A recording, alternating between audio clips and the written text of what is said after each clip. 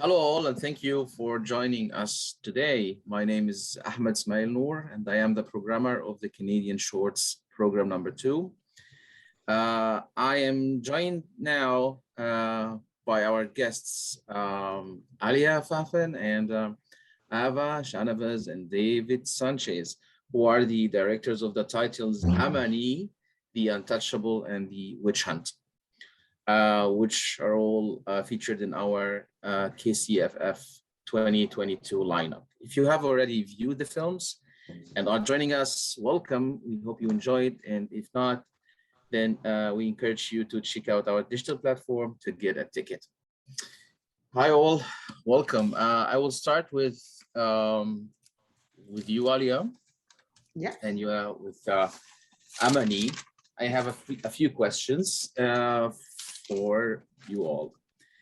Well, Amani is highly sensational and enigmatic. It weaves fantasy with reality and uses the protagonist's extraordinary dancing skills to encapsulate the consequences of war and conflicts on humanity. I know, Alliah, that you studied film in New York, and you have also background in directing music videos in Quebec. You have also worked with UNICEF in Chad, and that's where you filmed your first short film, Amani, which is screening in our program. You mentioned that it was inspired by your experience in Burundi. Would you give us more details about? Well, I grew up in Africa in different countries, but when I was 9 years old, I was living in Burundi as a foreigner. Like I was, my mom was working there. And then there was a civil war that started in 1993. And we were caught in the middle of it. And since we were foreigners, we didn't really see the war. We could hear it all the time. We were like, there were curfews. We would stay at home at night during the curfews, and during the day, life seemed to be pretty much the same. It was really weird. Like sometimes you would hear firearms, gunshots like further away, but you would never see anything happen. It was really during the night. So I was little, like I was 9 years old. I didn't understand completely what was going on. So as I grew up, I understood more and more what happened. And I left after 3 months after the Civil War started. And during those 3 months, it was really weird because I would see the Burundian people, like I would see them during the day, I would play with them and stuff. And then at night, we would like be completely in another world.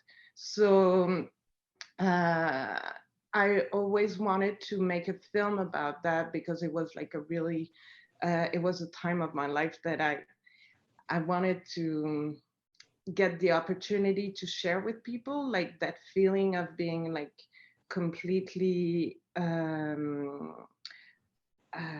on another reality than the one that people are living in the same country. So yeah, so that's how the story of Amani started, of this little boy that lives his life like completely full of joie de vivre and innocence, and then out of nowhere this war starts and his reality completely shifts, and it's like it really came out of nowhere, and that's the feeling that I wanted without seeing the war, because the whole film is about not seeing the war. And how did you cast your amazing actor? Yeah, Emayo, it's the name of the actor. He's We had with the choreographer, because there's a lot of dancing in the film. And so I was working with a Chadian choreographer. So I told him, like, I wanted to have a casting with kids from the neighbors, and I wanted them to come dance, but I didn't want like a professional dancer. I just wanted a kid who loved dancing. So we had a casting with like 30 kids from the neighborhood, and they were like amazing. But Emayo was like, he really came out with his innocence, and he could be like really intense, but at the same time he had this little boy's face, and so that's how I found him. Yeah, he's absolutely fantastic. I'll move to you, David. The Witch Hunt. Witch Hunt is a poetic letter to single mothers who strive to raise their children and challenge all the harsh circumstances. It blends home videos with found footage and deploys voiceover and innovative sound design to create its unique tone in the nonfiction film sphere. You narrated the film by your own voice. I read that in the credits. Does this imply that it's a personal story? Yes, of course. So it's very personal, as the story in itself has been. It happens in the reality. This really happened to my family, and to my mom, to my mom, to my mother, and yeah. So it's something. How could I say? This it it's something. I think it's a little bit related to your film, Alliah, as it is a moment. It is something that happened very quickly in my family. So my mom lost her home, and she came out on social welfare and everything, and she had to leave our small village. So and they pretty much they left my family. I wasn't with them. I stayed with one of my mom's friend, but they were pretty much homeless for a couple of months, and they stayed in motel and stuff like that. So it's something I never really talked about. Like, it's been almost 10 years now, and I never really talked about this moment, and like it was always a little bit like shut in behind the door, you know, like we never really talked about it. So for me, I think it was the right moment to make this, and to write this letter, and to put images on it with personal footage, archives, and other archives from the NFB. So yeah, it was something. It was pretty difficult to do, but yeah, I think it was something that was necessary for me. And do you feel like relieved now? Do you feel? Well, I was yeah. Because my second question was gonna be about how difficult it was for you to tell a very such a very personal story. Yeah, it was difficult to put words onto it, you know, and yeah, and yeah, there's a lot of emotion that just crashed out, you know, like from myself. It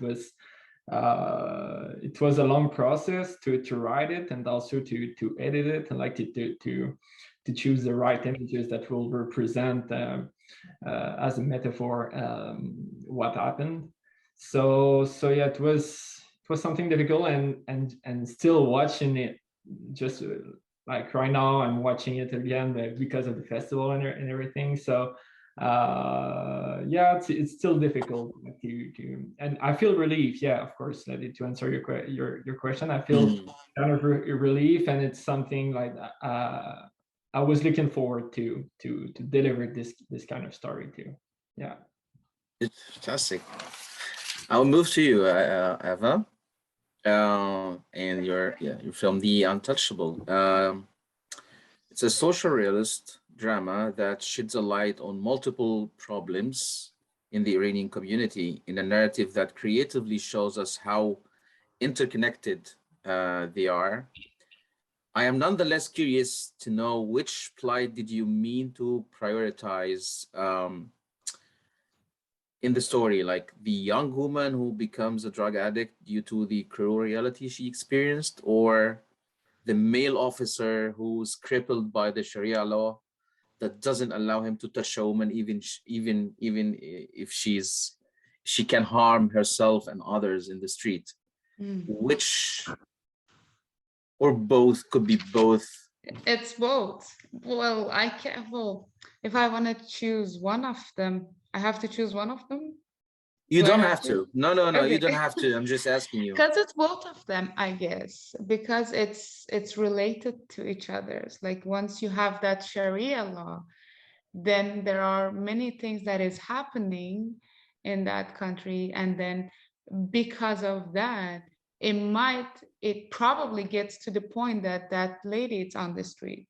It is related to each other. It's like a circle, and it's like a chain. It's better if I say it's like a chain, because um, it's something that it happened because of that, and it is because of all of the pressure and suppress, mainly on women in Iran.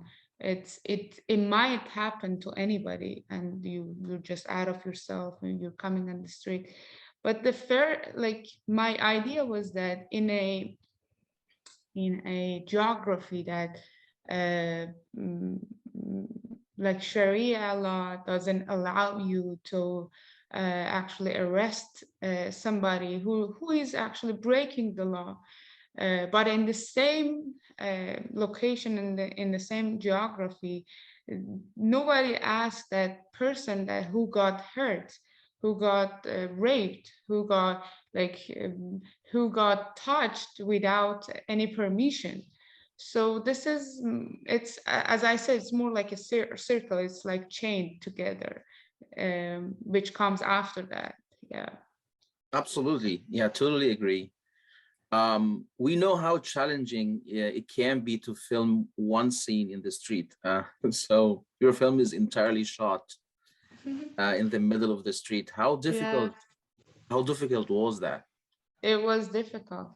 It was difficult because, first of all, it was in the middle of the street. Also, it was during COVID. And also, one more thing, it was during Ramadan. Maybe, probably you are familiar with Ramadan. Yes. So you cannot eat or drink on the street, but then we wanted to eat and drink on the street because it's like we're working.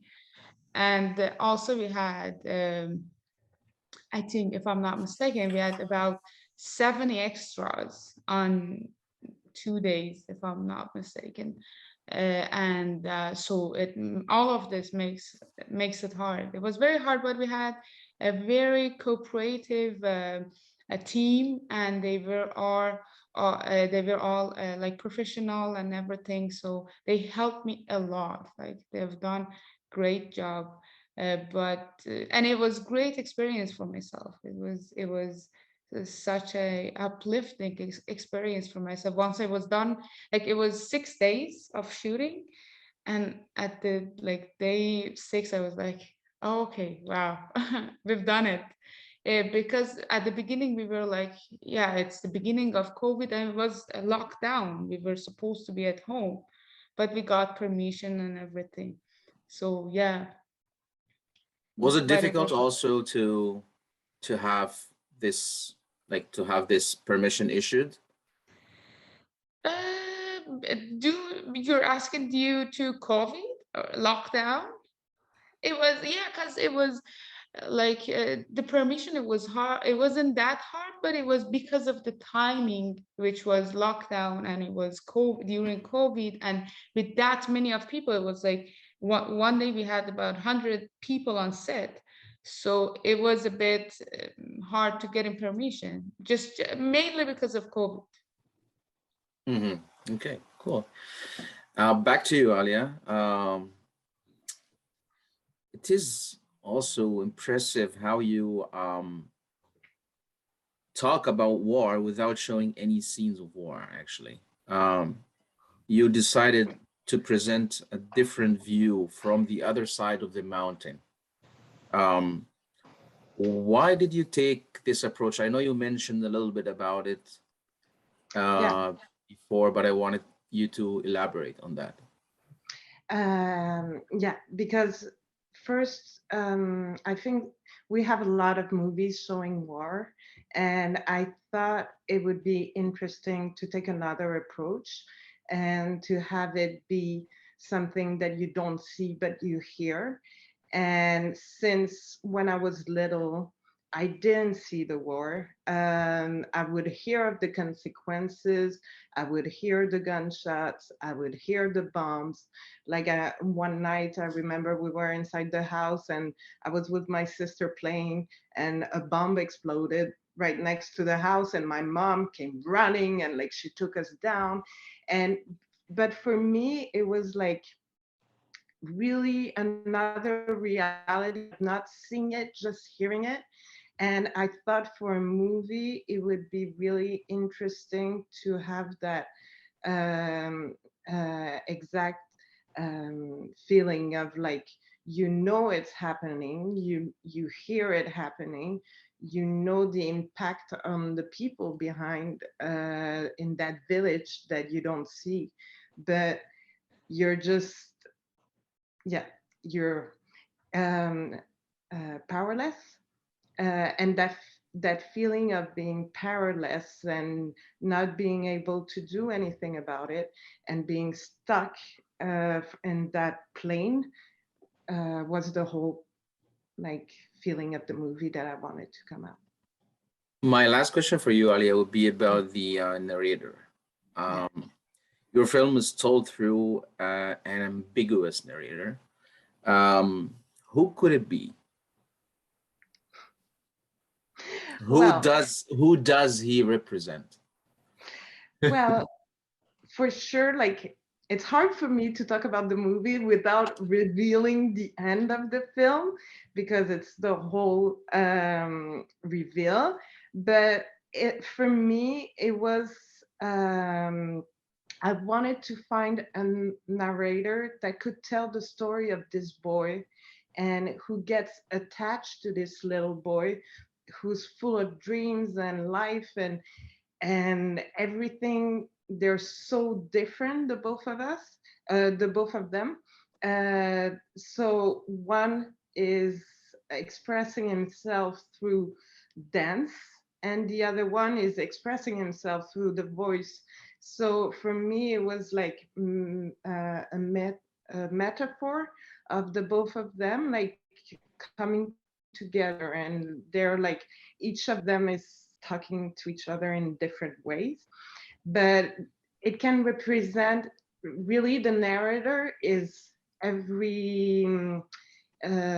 everybody that's watching the film, and it's really how you see yourself like being powerless to war, and how you feel like, because we all get that feeling sometimes. We know war is happening, we know children are dying, we know, but we feel completely powerless to it. So the narrator could be anybody.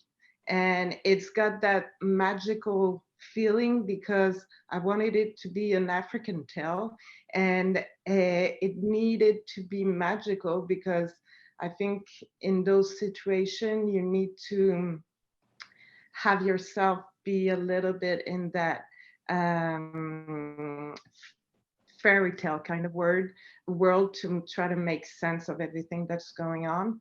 And also it was the like I wanted it to be like when we see the world today, what are we leaving people with? Are we leaving them with there might be just like the nature and ecological subject that we're going through right now, and world change. And it's just that for me, it was a way of like talking about the changes and the fact that we need to take care of nature also, because they're the last represented of the earth. Anyway, it's little. Yeah, I know. No, and it's always better to leave the like this kind of metaphors open for audience, like each individual's own interpretation. Exactly. Yeah, I totally understand. Thank you, Alliah. I'll move back to you, David. Yes. In your bio, you mentioned that you traveled the world for 4 years, documenting your experience with your camera. Would you please tell us more about this adventure and how it influences your own work as a filmmaker? Yeah, well, I wasn't expecting this question actually. Yes, well, yeah, I've been traveling for a while. I've been like taking one sabbatical, and then a second year sabbatical, and a third and a fourth before coming back to film school, because I really was like passionate by this media of video and documenting and everything. So yes, so it's really traveling the world really represented for me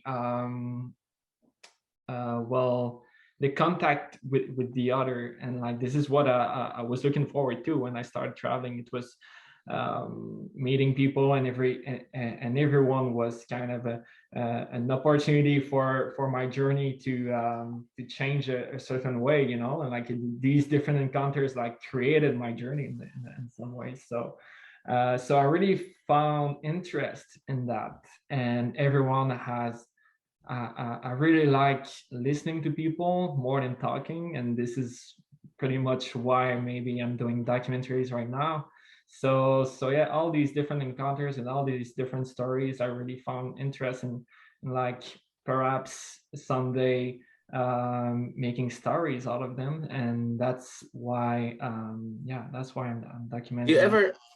Do you ever feel, as a documentary filmmaker, do you ever feel restricted by demonstrating the real in a way that might restrain your imagination and storytelling technique? Or do you find it advantageous to engage with the factual? Yeah, well, that's an interesting question, because I've never made any fiction movie.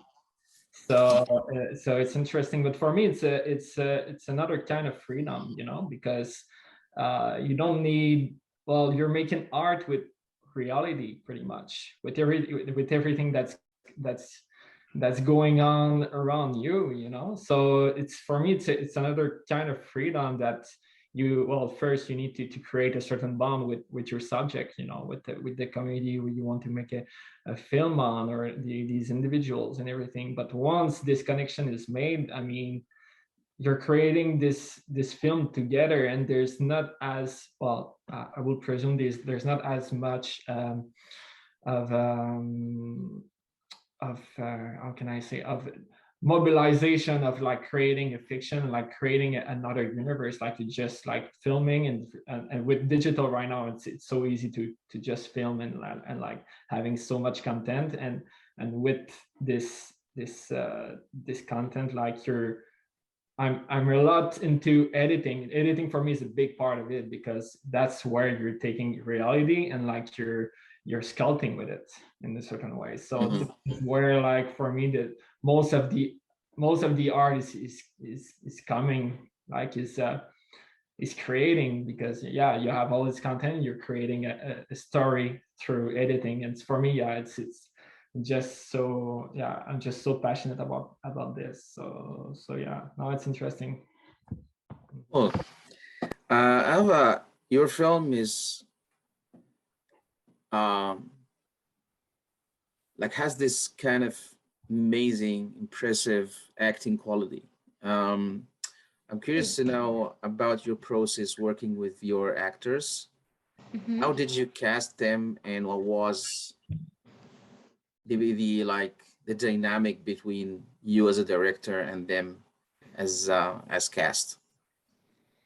Yeah, they were actually doing very good job, the officer and the girl. And so Nika was casting, and she was acting in my previous short film as well. And she won actually the best actress award in Festival of Nation, if I'm not, yeah, Festival of Nation in my previous work. Yeah, she's very talented. She's, I think, 25 years old, and I think she has a very good future. And Payam, the one who played the officer, he is professional actor in Iran, and right now he's actually nominated in a Fajr festival in Iran for Mhm. one of his role. And yeah, he was very professional, and they added too much to, like, they added all, like, he had very good ideas what to add and everything. And like we had many rehearsal together on the street, like together before shooting on the same street. It was like me, her, and the officer. And these rehearsal helped us to know what we actually want, and the soldier as well. Abul Fazl, he is, I think this was his first or second film, and but he is also very talented. The soldier who is always with the officer. Yeah, it's, thank you for your compliment and the comment. It's very pleasant to hear. Absolutely. And was there like any funny moments working in the street, or even some difficult moments? Because yeah, there's like a lot of Yeah. Okay, I remember. Okay, I remember we were working on the street, and it was a drug addict who came on set actually. oh, And it's not something normal, because on the street that we've been working on, it was like a very good area in Tehran. It's not something that you would see as much, but and he came to the set, and I was like, okay, I gotta talk to this guy, because it was in the morning, and we haven't started shooting yet. So I wanted to talk to him, and I wanted, so me and Nika, the actress, we went and we talked to her, and he was on crystal meth as well, like oh, the drug that the girl mm, on the film was on it. And so it was sort of real, and he was talking to himself, he was shouting at himself, he was shouting in the middle of a street, and it was that I was actually seeing what am I making. It was very weird, and at the same time, um, it was, for me, it was a real moment. And so I asked Payam, because Payam is an officer, so he had all of this like costume and everything with him. So once he saw him, he tried to run away, because he thought it's an actual police officer. It's there to oh, arrest him. oh, And yeah. I was like, oh, no, you don't need to run away. And then Payam said, no, it's okay. I order you to stay. And he was like, okay, I'm gonna stay. I'm gonna stay. And we were like, okay, we just want to have breakfast with you, if you don't mind. And then he stayed, and we had like a cup of tea, and we talked a bit, and we chat a bit about his life and how he lost his family and everything. So it was this memory, it was something, it happened on the third day, and it was very unique to me. That Yeah. yeah, we were filming about like, maybe it's a subtext, the drug addiction, but it was something that I was thinking about it, and then we saw that person in real life who has lost almost everything in life, and nobody wanted him. And so it was a very memorable moment for me. And Yeah. it lifted me, and at the same time I was very sad about his situation. Yeah. Yeah, I hear you. Well, actually, unfortunately, we ran out of time, but thank you very much for your time. Thanks, Eva. Thanks, Dave. And Thanks, Ahmed. thank you, Alliah, very much. Thank you And very thanks much. for our audience. Thank you for joining us. The Kingston Canadian Film Festival runs from March 3rd to the 13th, 2022. Check out the other videos in our series to hear from other fantastic Canadian filmmakers and talents. Thank you.